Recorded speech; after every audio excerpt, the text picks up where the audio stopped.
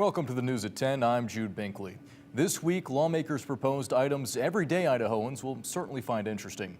They proposed tax and insurance cuts, as well as more school choice legislation that could allow public dollars to go to private education. Abby Davis is here to break down the bills. Abby? Jude, none of the proposed legislation comes as a surprise, considering these issues are top of mind for Republicans.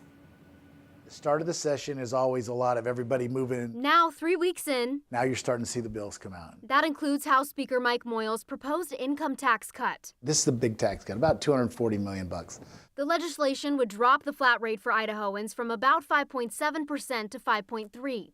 It also applies to corporate income tax. Our goal is to get down and get it lower to incentivize people to come here and to reward the people that live here now.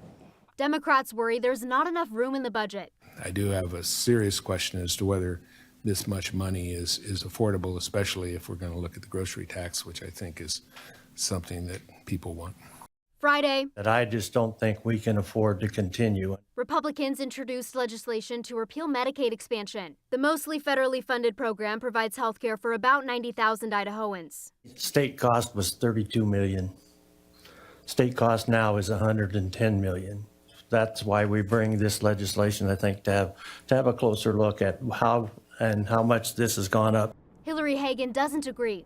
Medicaid expansion is a really good deal for the state. She works for the advocacy group Idaho Voices for Children. We would see so many Idahoans go uninsured, which would increase uncompensated care in the state and drive up healthcare costs for everyone. School choice funding continues to drive conversation at the State House. The latest proposal would allow families to use grants from Idaho's Empowering Parents program to pay private school tuition. Love our teachers, our administrators, but they're working in a box that was created over 100 years ago. In order for us as a legislative body to get closer to agreeing on what we want fair, accountable, responsible, and transparent to look like, this is our starting point. In general, the legislation I touched on are in the early stages of the lawmaking process. We expect to see additional tax cut legislation, other school choice funding pitches, and public testimony on these major issues in the coming weeks, Jude. Plenty of things to keep tab on. Thank you, Abby.